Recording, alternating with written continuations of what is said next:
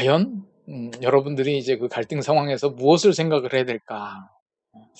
이러저런 이야기들 나누고 이 갈등 사례 나눴을 때 아까 뭐 잠깐 들은 것만으로도 사소한 일이지만 아까 1대 29대 300을 생각하셔야 돼요. 그 문제를 제대로 다루지 못하면 29건의 좀 더 큰 사건이 생길 수 있고 그것이 방치되면 한 사건. 사망이라고 하는 것은 관계의 단절이죠. 관계의 단절. 이런 사태까지 초래할 수 있다. 그래서 지금 여러분들이 오늘 나누셨던 그 사례들을 가지고 어떻게 평화를 만들어 가느냐가 사실은 매우 중요하고요. 이게 지금 우리나라의 동서화합, 또 계층 간의 갈등, 이 문제와 함께 남북 통일의 문제, 전 세계 평화의 문제와도 다 연관이 되어 있다는 거예요. 어떤 분들은 제가 너무 심하게 연관시킨다 이렇게 얘기하시는데 요즘 과학에서 나오는 이론도요. 그 버터플라이 이펙트라고 하는 거 들어보셨어요? 나비 효과. 아마존에서 나비가 날개짓을 하면요. 미국에서 토네이도 태풍이 일어난대요. 이게 이제 연결성이 있다는 거예요. 과학적으로 볼 때. 나비 효과다. 또 그 복잡계 이론이라는 것도 있습니다. 복잡계 이론. 어떤 사건 하나를 설명할 때는 어떤 수천 가지의 여러 가지 그 사회적인 현상들이 어떤 큰 사건을 설명하는데 다시 말하면 우리의 일상에서의 작은 사건들이 전 세계의 분쟁하고도 연관성이 있다는 거예요. 그래서 여러분들의 삶 속에서 이 작은 갈등을 어떻게 다루어 나가느냐 그것을 연습을 하게 되면 그 똑같은 패턴으로 여러분들이 일터에서 비즈니스 상에 또 교회 안에 또 여러분들이 지역사회 안에 문제들을 해결해 나가는 것이 되는 거죠. 이 갈등은 쟁점을 확인하라. 이제 우리 교재 20쪽, 제가 다시 한번 확인해 볼게요. 아까, 예, 20쪽, 21쪽. 여기에 보면 뭐 내용은 아주 간단합니다. 간단한데, 이 간단한 내용이 우리의 갈등 상황에서는 굉장히 좀 힘들게 작용을 하는 것 같아요. 쟁점은 일반적으로 우리가 두 가지 종류의 쟁점을 수반한다는 거예요. 인격적인 문제와 실질적인 문제다. 인격적인 문제와 실질적인 문제. 그래서 그 일반적으로 갈등은 두 가지 종류의 쟁점을 수반하는데 실질적인 문제, 인격적인 문제. 실질적인 문제는 재산, 돈, 권리, 책임 같은 실체적인 내용을 수반하는데 이거는 뭘 통해서 해결돼야 되느냐? 상호 협상을 통해서 해결해야 된다. 그래서 일단 요 교재에 있는 내용 먼저 정리하고 제가 조금 더 부가적인 설명 좀 드리겠습니다. 또 이 인격적인 문제라고 하는 것은 개개인들 사이나 그들 내부에서 일어나는 일과 관련이 있다. 서로가 태도를 주고받을 때 상대를 향해 가지게 되는 마음의 태도와 감정이 이 문제에 필연적으로 포함된다. 인격적으로 우리가 상처받았다 이런 얘기하죠. 상처라고 하는 게 무슨 우리가 뭐 물리적인 가격을 통해서 진짜 뭐 뼈가 부러지고 뭐 멍이 들고 뭐 이런 상처가 아니라 마음의 상처. 이게 참 우리에게 큰 문제잖아요. 그게 이제 인격적인 문제라는 거예요. 마음의 상처를 입게 되는 거. 그래서 우리의 갈등 상황은요, 인격적인 문제하고 실질적인 문제. 보면 요 상황들이 조합돼서 우리를 힘들게 하는 거죠. 근데 인격적인 문제, 지금 이제 아까 그 교재를 정리하면서 얘기한 걸 다시 한번 좀 정리해 봅니다. 인격적인 문제는 주로 무엇 때문에 생기냐면 주장하는 방식 때문에 문제가 생기고요. 실질적인 문제는 주장하는 내용 때문에 문제가 생긴다. 그래서 주장하는 방식과 내용, 요거가 이제 잘 구분이 돼야 되겠어요. 그러니까 여러분들이 어떤 일들을 얘기를 나눌 때 마음의 상처를 입는다라고 하는 부분들은 과연 무엇 때문에 상처를 입을 것일까? 요걸 한번 잘 생각을 해보자는 거예요. 여러분들이 상처를 입는 것은 인격적인 문제 때문에 상처를 입는 것이지 실질적인 문제 때문에 사실 상처가 입지는 않아요. 실질적인 문제는 의견의 차이거든요. 의견의 차이. 제가 이제 화면 공유를 중지하고 제 얼굴을 좀 크게 보여드릴게요. 놀라지 마시고. 여러분들을 좀 한테 제가 좀 크게 보여드리고 싶어서 제가 그 이제 갈등 이런 강의들을 막 하다 보면 제가 그러거든요. 여러분들이 상대방하고 여러분들하고 의견이 같을 수가 있냐? 달라야 되느냐? 다른 의견이 있을 수 있죠. 그럼 여러분들하고 의견이 다르면 그 부분은 잘못된 것일까요? 의견이 다르다라고 하는 거. 그래서 의견이 달라서 화가 나는 게 아니고 서로 어떤 인격적인 상처 때문에 여러분들의 마음이 불편해지는 거죠. 그러니까 인간관계하다가 화가 나는 이유는 과연 무엇인가? 지금 그 부분에 대한 내용들을 여러분들이 잘 좀 생각을 해보시면 왜 화가 날까? 여러분들이 결코 의견이 달라서 화가 나는 경우가 아니라는 거죠. 제가 어느 분한테 의견이 달라서 화가 나지는 않으실 텐데요 그랬더니 어떤 권사님이 그런 얘기 하시더라고요. 의견만 달라도 화가 난대요. 그래서 어떤 경우에 그러셨냐 그랬더니 그 남편이 그렇게 TV를 보는데 뭐라 그런다는 거예요. 드라마를 좀 보고 싶은데 자꾸 못 보게 해가지고 화가 난다 그러시더라고요. 그래서 제가 그분한테 한번 여쭤봤죠. TV 드라마를 보지 말라고 그럴 때 여보, 요새 그 TV 드라마가 좀 내용이 안 좋은 것 같아. 뭐 그런 거 좀 보는 거 자제하면 어떨까? 이제 혹시 뭐 이렇게 얘기를 하시던가요? 그랬더니, 아유, 그렇게 얘기를 하나요? 막 소리를 지르고 막 어느 날은 내가 드라마를 보고 있는데 확 꺼버리고 막 이러잖아요. 그래서 제가 다시 한번 여쭤봤어요. 그러면 TV 드라마는 보지 말자. 왜 이제 보지 말자고 주장을 하셨냐면 너무 내용이 안 좋다는 거예요. 바람직하지 못한 내용들도 있고, 뭐, 또 그게 목사님이 설교 시간에도 그런 얘기를 한번 하셨대요. 요새 TV 드라마의 내용에 문제가 많다. 그러니까 남편이 막 그런 얘기까지 하는 거죠. 당신 권사식이나 돼가지고 목사가 설교하는 거 못 들었냐 말이지. 그런 걸 뭘 자꾸 보고 있냐고. 그래서 저도 한번 그 권사님께 여쭤봤어요. 진짜 교회에서 그렇게 설교까지 하셨다면 왜 그렇게 자꾸 보시나요? 그러니까 목사님이 문제가 있다고 그래서 본대요, 자기는. 그래서 아니, 문제가 있는데 왜 보시냐 그러니까 무슨 문제인가 다 보고서 아, 이런 게 문제구나. 이런 걸 알아야 주변에도 또 얘기할 거 아니냐고. 그래서 보는데 남편이 못 보게 하니까 화가 난다고 그러시더라고요. 근데 이제 제가 말씀드린 포인트는 남편이 어떤 방식으로 얘기했냐 이거예요. 아까 여보 그 TV 드라마에 문제가 많은 것 같아. 그 목사님도 설교하셨듯이 그거 좀 자제하는 게 좋지 않을까? 이렇게 얘기하면 화가 안 나는데 여보 그 뭐 쓸데없이 그런 걸 보고 그래? 소리를 지르면서 내가 보고 있는데 와서 그냥 일방적으로 아까 그 우리 그 저 아플 때 남편이 도와준다고 그럴 때도 도와주는 게 어떻게 도와줬나요? 내 의견대로 도와줬나요? 본인의 의견대로 도와줬나요? 본인의 의견대로 뭘 바꾸고 막 도와주고 이러니까 불편한 거 아니에요. 그러니까 남편이 아내에게 묻지도 않고 TV 드라마를 일방적으로 꺼버린다든지 뉴스 채널로 돌린다든지. 그래서 이제 제가 다시 여쭤보는 거는 그분한테 이제 그걸 여쭤봤어요. 그러면 남편이 TV 드라마를 보지 말자고 그래서 화가 나신 거냐? 그거를 소리를 지르고 일방적으로 꺼버려서 화가 났냐? 그랬더니 제가 그렇게 여쭤본 이유는 아까 제가 예를 들어 드렸잖아요. TV 드라마를 보지 말자고 이렇게 좀 부드럽게 좀 얼굴에 미소를 띠면서 자신의 의견을 얘기한다. 그러면 화가 난다? 그럼 화가 안 난다는 거예요. 그런데 그걸 똑같은 내용인데 TV 드라마를 보지 않는 게 좋겠다라고 하는 의견인데 어떤 방식으로 얘기했느냐에 따라서 나에게 화가 나기도 하고 안 나기도 한다. 제가 이제 그분한테 여쭤본 게 바로 그거죠. 만약에 남편이 다른 방식으로 얘기했어도 화가 났을까요? 지금 그 얘기예요. 그래서 제가 이제 그분한테 어, 남편이 TV 드라마를 보지 말자고 그래서 화가 난 거냐? 소리를 질러서 화가 난 거냐? 결국은 소리를 질러서 화가 났다. 소리를 지르니까 어떤 생각이 드시냐? 그랬더니 뭐 금방 대답이 나오더라고요. 그거는 나를 무시한 거다 이거예요. 무시한 거다. 그러니까 남편이 소리를 지르고 자기의 의견을 일방적으로 주장을 해서 내가 무시당했다라고 하는 생각이 든 거죠. 그러니까 남편이 지금 소리를 지를 때 아니면 TV 채널을 막 다른 리모컨으로 막 다른 채널들을 돌려버릴 때 어, 혹시 남편이 이렇게 얘기했을까요? 여보, 착각하지 마. 내가 당신을 무시하는 행동인데 네, 그러면서 막 TV를 끈다든지 다른 채널로 돌렸을까요? 남편은요, 입에서 절대 무시한다는 얘기 안 나왔고, 심지어 남편의 마음속에 아내를 무시하고자 하는 생각이 있었을까요? 이렇게 하면 아내가 이제 무시당한다고 생각하겠지? 그래서 화나겠지? 난 그렇게 할 거야. 아마 그런 남편은 없을 거예요. 그러니까 이제 부부싸움 할 때 대사가 어떻게 진행이 되냐면, 남편이 막 소리를 지르고 탁 꺼버리잖아요? 그럼 이제 아내가 남편한테 뭐라고 그래요? 여보, 왜 나 무시하고 그래? 그럼 이제 남편이 뭐라고 그러죠? 아니, 내가 언제 당신을 무시했다고 그래? 테레비를 끈 거 갖고 무시했다고 그래? 이렇게 나가는 거죠. 그러니까 결국은 남편은 무시했다는 얘기를 안 해도 아내가 왜 그것이 상처가 되냐 말이에요. TV 드라마를 좀 보지 말자는 얘기를 그런 식으로밖에 얘기를 못 할까요? 좀 인격적으로 상처가 안 되는 방법은 없을까요? 그래서 우리가 지금 이게 갈등 상황이 생기면 인격적인 문제하고 실질적인 문제를 요 구분을 해야 되는구나. 구분을.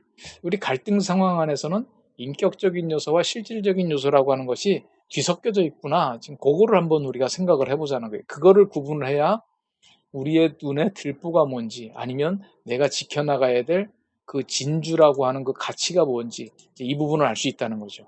제가 다시 이제 화면을 한번 공유해 봅니다. 우리의 주장하는 방식이 있어요. 주장하는 내용이 있고. 그럼 뭐가 상처가 되느냐? 주장하는 방식이 상처가 된다. 우리 흔히 하는 말로 이거 뭐라고 그러냐면 제가 이제 강의 때 이런 좀 격조 없는 단어를 안 쓰려고 노력을 하는데 그냥 이해하기 쉽게 싸가지가 없는 거죠. 싸가지가. 그러니까 우리가 상대방이 나한테 얘기를 했는데 왜 내가 화가 나느냐? 저 사람하고 의견은 내가 다르면 안 되나? 물론 이 의견 자체 때문에도 분노가 올라와요. 이거는 이제 다음 시간에 다시 좀 공부를 하도록 하고요.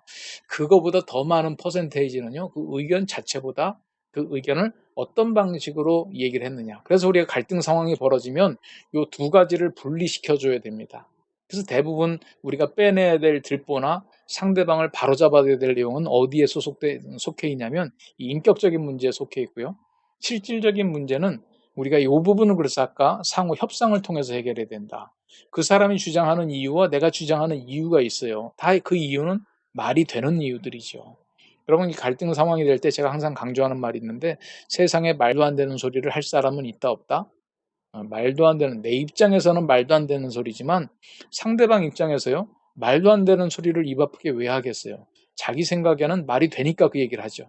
근데 문제는 그 내가 동의하지 않는 그 얘기를 왜 그렇게 버르장머리 없이 얘기하냐 이거예요. 내 인격을 무시한다라고 하는 것은 의견이 다른 의견을 나한테 얘기를 해서 무시당하는 게 아니라 그 의견이 정말 버르장머리가 없어서 그런 거예요. 우리 보통 이제 막 화내시는 분한테 제가 이제 여쭤봐요. 왜 이렇게 화가 나시냐고 그러면 아니 저놈이 도대체 말도 안 되는 소리를 하잖아요. 왜? 말도 안 되는 소리. 여러분이 말도 안 되는 소리라고 하는 것을 구분해 보면 두 가지가 있습니다. 그 사람하고 나하고 의견이 같을까요? 다를까요? 말도 안 되는 소리는 대부분 의견이 다른 의견이죠. 그런데 더 중요한 건 그 나랑 의견이 다른데 그 다른 의견을 싸가지 있게 얘기했을까요? 싸가지 없게 얘기했을까요? 예의를 갖추면서 얘기했을까요? 무례하게 얘기했을까요? 무례하게 얘기했죠. 그러면 다른 조합도 가능할 것 같아요. 나랑 다른 의견인데 예의를 갖춰서 얘기하기도 하고 나랑 의견은 같은데 그 사람 말하는 태도가 나를 굉장히 불쾌하게 만들고 이런 경우는 여러분들이 어떻게 생각하시겠어요? 나랑 의견은 다른데 매우 예의를 갖춰서 얘기했을 때 그때도 여러분들이 화가 날까요? 아마 대부분 제가 이렇게 여쭤보면 화 안 난다고 그러더라고요. 아까 그 홍어탕 사건 예를 들면 아버님과 얘기할 때뭐 저녁에 좀 친구들 오는데 나 홍어탕 좀 먹어야 되겠다 그 얘기를 아버님 진짜 그게 시아버님인지 친정 아버님인지 아니면 아직 결혼을 안 한 상태에서 한 집안에서 지내는 건지 다양한 세팅이 있을 수 있겠는데 어쨌든 어르신 아버님이 이제 주말에 본인이 사는 집에 본인이 이제 뭐 음식을 만들 수도 있고 아니면 뭐 어머님이 이제 요리할 수도 있지만 어쨌든 홍어탕 내가 사는 공간 안에 홍어탕이라고 하는 냄새 나는 요리를 나는 안 먹었으면 좋겠다. 그런데 아버지가 나한테 얘기를 하는데 근데 아버지가 나한테 얘기를 했는데 내가 화가 나요. 홍어탕을 드신다고 하는 것 때문에 화가 났을까요? 아버지가 홍어탕을 먹어야 되겠다고 얘기하는 태도 때문에 아버님 그 홍어탕 아유 그거 좀 냄새 나는데 좀 다른 거 안 될까요? 이렇게 내 의견을 얘기했음에도 불구하고 아버지가 뭔가 얘기하는 태도가 나를 불쾌하게 만드는 거, 좀 편안치 않게 만드는 건지 아니면 홍어탕이라고 하는 메뉴 자체가 문제였던 것인지 아마 대부분의 경우는 보면 거기에서도 이제 인격적인 요소와 실질적인 요소를 나눌 수 있죠. 홍어탕이라고 하는 메뉴가 집안에서 먹기에 적절한 메뉴냐 아니냐 여기에 대한 이제 견해가 다르죠.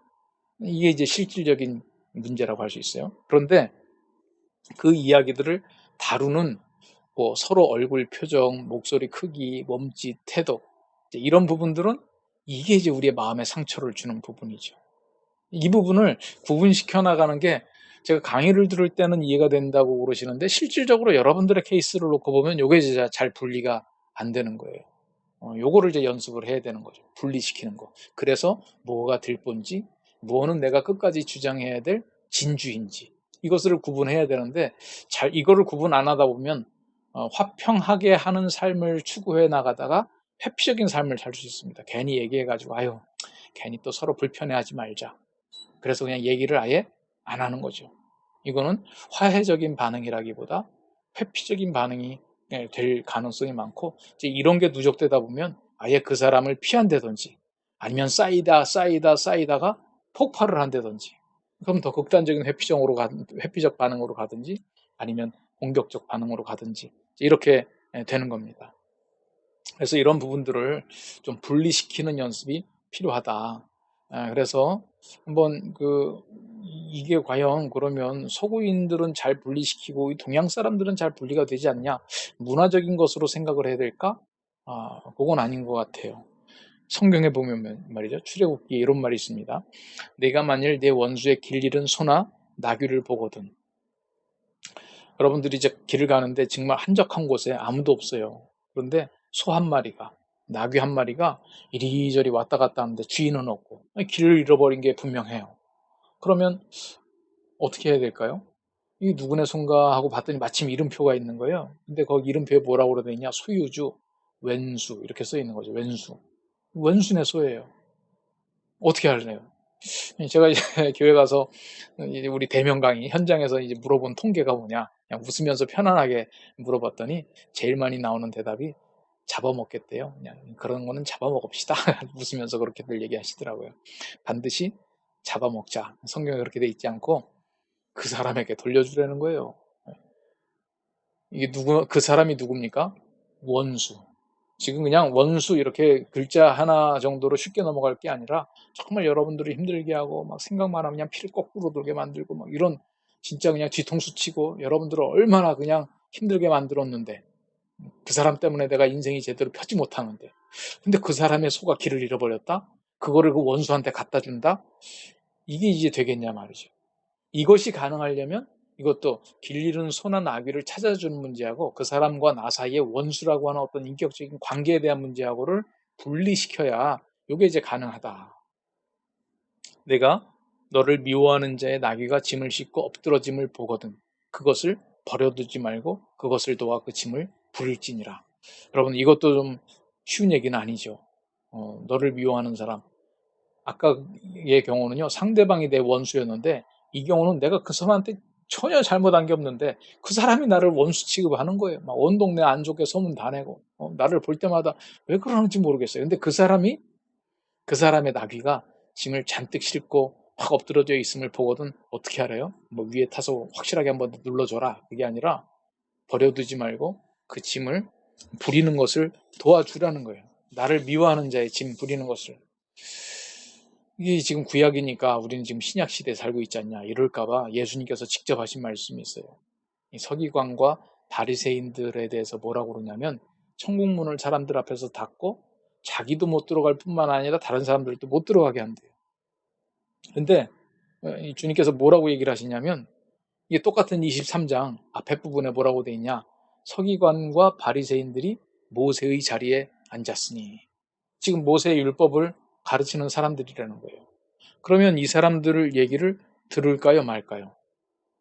그 사람들은 지금 천국도 못 가고 천국 가는 걸 방해하는 사람들인데 이 사람들이 모세의 율법을 가르친다? 그러므로 무엇이든지 그런 위선자들의 말은 듣지 마라 이렇게 되어 있는 게 아니라 그들이 말하는 바는 행하고 지키되 그들의 행위는 본받지 말라. 이것도 지금 분리시키는 거죠. 우리의 삶 속에서 이런 두 가지 요소들을 분리시킨다라고 하는 것이 요게 이제 쉬워야 되는데 우리 여러 가지 문화적인 속성상 이 부분이 이제 우리가 좀 쉽지가 않은 거예요. 이 부분이.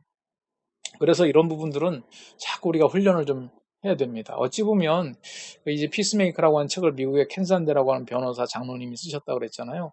그분이 이제 그 내 눈 속에 들보를 빼라를 할 때 요 인격적인 문제, 실질적인 문제, 갈등에 있는 이런 관계에 대해서 몇 줄밖에 언급을 안 했더라고요. 그런데 우리는 해보니까 우리 문화에서는 이제 이 부분이 참 힘든 거예요. 요게 많은 연습을 필요로 하는 부분이다.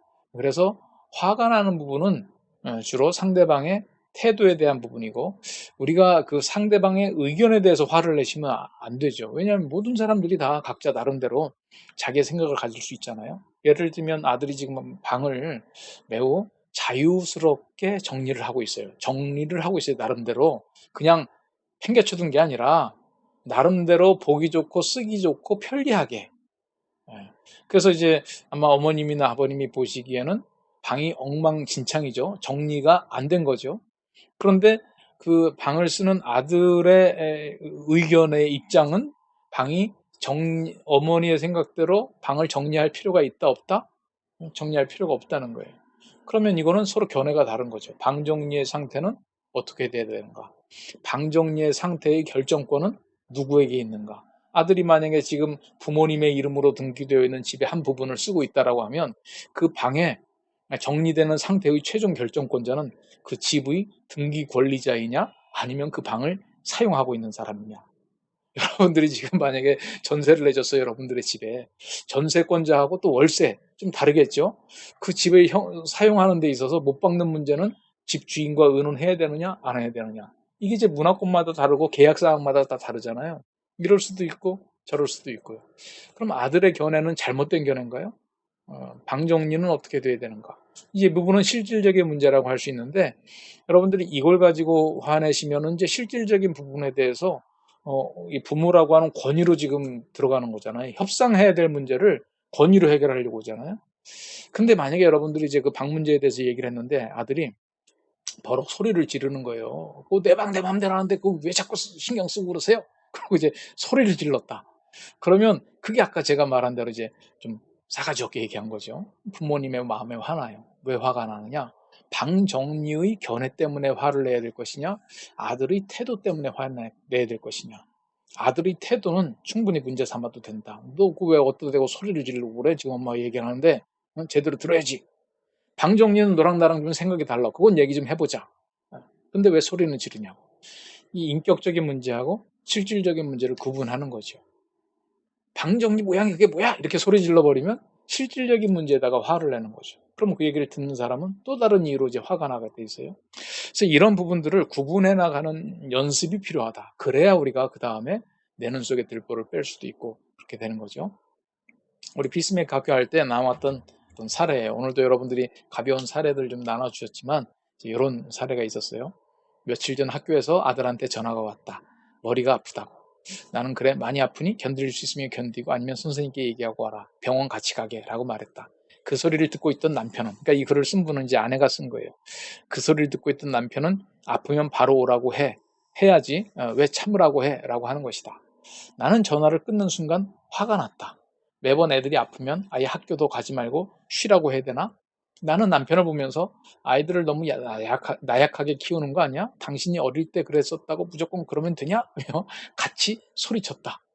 지금 이거 아들하고 전화 통화를 하다가 지금 전화가 채 끊어지기도 전에 지금 남편이 지금 옆에서 막 이제 껴들은 거죠. 소리 다 들리게. 그것도 이제 소리치면서 얘기를 하셨나 봐요. 나도 같이 소리쳤다 이러는 걸 보니까. 그래서 전화를 끊고 이제 막 이제 화가 난 거죠. 서로 막 얘기를 하는 거예요. 요런 뭐 글쎄 간단한지 안 한지 그건 이제 판단은 다 다르겠지만 요런 상황 가운데서 여기서도 지금 요 인격적인 요소, 실질적인 요소를 어떻게 구분해 볼 수 있을까? 구분해 봐야 돼요. 그래야 지금 우리가 그 다음 단계를 나갈 수 있으니까. 또 하나의 사례가 더 있어요. 이것도 피스메이커 학교에서 여러 해 전에 이제 쓰신 내용인데 며칠 전 나는 남편과 함께 아울렛에 가서 아들에게 줄 옷을 샀다. 요즘 아들이 직장 일로 바쁘다 보니 운동할 시간이 없고 살이 쪄서 입을 옷이 마땅치 않았기 때문이다. 그런데 아들은 옷을 보자마자 왜 쓸데없이 물어보지도 않고 옷을 사왔냐며 화를 냈다. 나는 굳이 물어보지 않아도 필요할 것 같아서 사왔는데 고맙다는 말은커녕 어떻게 화를 내냐며 소리를 질렀다. 게다가 너무 화가 나서 돈은 내가 내고 옷은 내가 입는 것인데 그것도 못하냐? 이거 목소리를 높이며 너는 항상 불평뿐이지 감사의 표현은 없다 하고 말해버렸다. 아들과 나는 서로 화가 나서 각자의 방으로 들어갔다. 왜 화가 났을까요? 화가 나는 거. 지금 제가 말씀드렸죠. 실질적인 요소에다가 화를 내면 안 되고요. 인격적인 요소에다가는 화를 내면 돼요. 그러면 지금 여기에서 인격적인 요소는 뭘까? 그래서 거기서 우리가 인격적인 요소를 정확히 맞춰서 화를 내주는 거. 그래서 오늘 여러분들의 사례들을 가지고 얘기를 하셔도 좋지만 이걸 가지고도 이제 인격적인 요소, 실질적인 요소 이렇게 나눠볼 수 있죠. 오늘 한번 제가 요 두 가지 사안 지금 말씀드렸잖아요. 두 가지 사례들. 이런 사례들을 가지고 한번 여러분들이 얘기를 해보실 수 있을 것 같아요. 한번 여러분들의 삶 속에서 벌어지는 것들 가지고도 얘기할 수 있겠지만 나중에는 이제 여러분들의 사례들을 가지고 얘기할 텐데 오늘 제가 제시해 드린 여러분과 같이 이렇게 피스메이커 참석하신 분들이 냈던 사례예요. 간단한 사례, 좀 어린 아이죠. 아이가 이제 아마 초등학생쯤 되는 것 같아요. 학교에서 아프다고 했을 때 어떻게 조치해야 되느냐. 또 하나 아들의 옷을 사왔는데 아들이 막 화를 내는 거죠. 이런 사안 가지고 여기에서도 이제 인격적인 요소, 실질적인 요소 이렇게 나눠보는 그 연습부터 한번 해보는 겁니다. 쉬운 것 같으면서도 잘 안 되는데 제가 왜 이 사례를 제시하냐면 본인 사례는 잘 안 돼요. 이게 집착이 돼가지고. 그런데 남의 얘기들은 좀 그래도 쉽게 되더라고요. 네, 그래서 아까처럼 한번 여러분들의 조안에서 요 사례들을 가지고 한 15분 정도 인격적인 요소, 실질적인 요소 나눠보는 훈련을 하겠습니다. 우리 조 배치가 그 사이에 조금 예, 됐습니다. 우리 15분간 얘기하시고 다시 돌아와서 제가 좀 더 정리하도록 하겠습니다. 여러분들 화면에 그 이제 회의실 나오면 그거 딱 접수해 주시면 돼요.